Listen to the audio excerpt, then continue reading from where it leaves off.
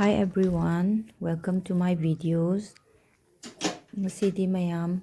paneer pulao sembe yengminarase. Aisu paneer pulao sembase ngasina ahanba try oidoine do aina seasonariba paneer pulao sembada seasonariba chengse chumnegi kano to natte kano ne brown rice to oiba aduna ne machu se kitang makna urise do mayam nadi pulao haraga machu se am kano tawe hana khanbi gano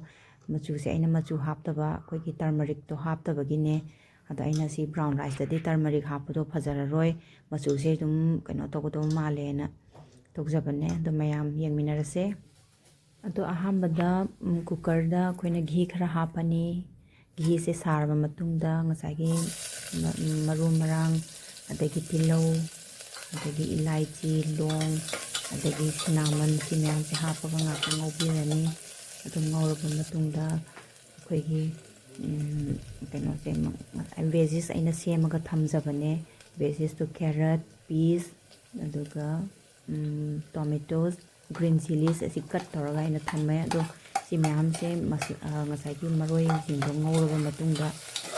hapchalaga ngorani sana aduga paneer kano masala ki biryani masala do kitang hapaga okhai birani do ngakang masi ola ngakang ngobirani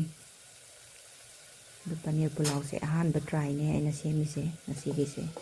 do cheng se brown rice do aina ngasai champhoga bowl da hapaga thambane chambada anira ahumla chambiraga amot pasing do chatke haira kandu da machu kano se mahi do clear oire chambagi masing do clear oire haira kan hapchan birani aduga amu otpirani smaina ado cheng je kanu otpasu yade bako sise ado kanu otlaga dinga sagi magi cheng gi mapop se te khidoine ba kai gidoine ba aduna tapna su otle kanu otlu bu yadaba ado smaina otpirani aduga mai je kitang di leida gidoine ko yam kana lekhaluraga di kasan gidoine ba ado mo aina kaju se tawraga thambane ngasai ado kaju atawba sapchen birani ado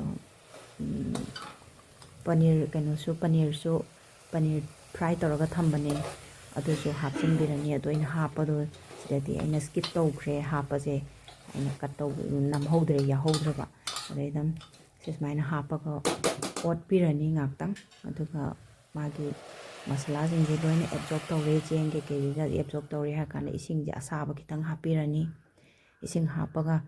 sagi level se yarani sagi cheng si gap chang manabra manadabra to otlaga haiphet yeng birane ba ado maning do ka dana ba tapna otpi doine do aina sida hawai track se yamna di hap khidre khara khatang hape ado ising je kitang watpa male na ina ising je kitang amu hape kitang kangraga de amuk sunungai roidaba chengumba changraga de ado ising je kitang hape ado thumse kitang hapani yam kana so hape ade pulao kidi ado kitang hapaga amuk khai birani makhumje khumjan birani makhumje khummaga whistle se 2-3 times kamaga ani amana whistle se high flame da whistle 2 whistle oigadaba aduga leidaraga 1 whistle oiraga thangdabiba yare ado sumaina mayam yengminarase aina thongbudo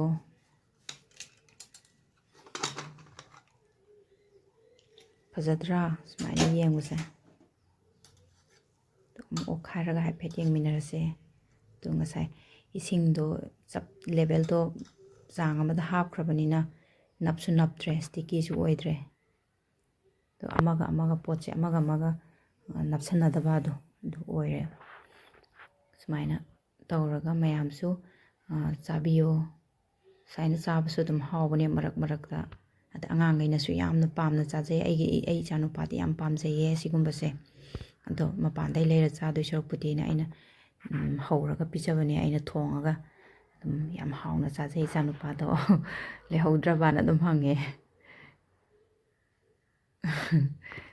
chari ni ma yam hawjana chari ikaidana ga su tawri yam pamjabani ma de smaina chajabase chanu pane to sumaina ꯏꯆꯥꯈꯩꯅ ꯄꯥꯝꯖꯕꯁꯨ ꯑꯃꯨꯛ ꯃꯔꯛ ꯃꯔꯛꯇ ꯊꯣꯡꯉꯒ ꯁꯨꯃꯥꯏꯅ ꯃꯄꯥꯟꯗꯒꯤ ꯂꯩꯗꯕꯤꯗ ꯊꯣꯡꯉꯒ ꯏꯁꯥꯅ ꯄꯤꯖꯕꯁꯦ ꯑꯩꯗꯤ ꯈꯔ ꯑꯗꯨꯝ ꯄꯥꯝꯖꯩꯌꯦ ꯑꯩꯅ ꯑꯗꯨꯝ ꯁꯦꯝꯃꯒ ꯏꯆꯥꯁꯤꯡꯅ ꯄꯥꯝꯖꯕꯁꯦ ꯑꯩꯅ ꯊꯣꯡꯉꯒ ꯄꯤꯖꯕꯁꯦ ꯑꯩꯅ ꯌꯥꯝ ꯄꯥꯝꯖꯕ ꯑꯗꯣ thank you for watching my videos like ꯁꯕꯁꯀ꯭ꯔꯥꯏꯕ ꯁꯦꯌꯔ ꯀꯃꯦꯟ ꯇꯧꯕꯤꯔꯝꯃꯣ ꯃꯌꯥꯝ ꯑꯗꯨꯒ ꯑꯩꯅ ꯉꯁꯥꯏ ꯊꯣꯡꯕꯗ ꯕ꯭ꯔꯥꯎꯟ ꯔꯥꯏꯁ ꯁꯤꯖꯤꯟꯅꯕ ꯄꯣꯠꯇꯣ ꯑꯗꯨꯏ ꯕ꯭ꯔꯥꯎꯟ ꯔꯥꯏꯁꯇꯨꯒꯤ ꯄꯦꯀꯦꯠꯇꯨꯅꯦ ꯃꯌꯥꯝ ꯌꯦꯡꯕꯤꯌꯣ ꯁꯤꯃꯛꯅꯦ ꯑꯩꯅ ꯁꯤꯖꯤꯟꯅꯖꯕꯗꯣ ꯑꯗꯣ 1 kgꯒꯤ ꯀꯩꯅꯣꯅꯦ ꯄꯦꯀꯦꯖꯅꯦ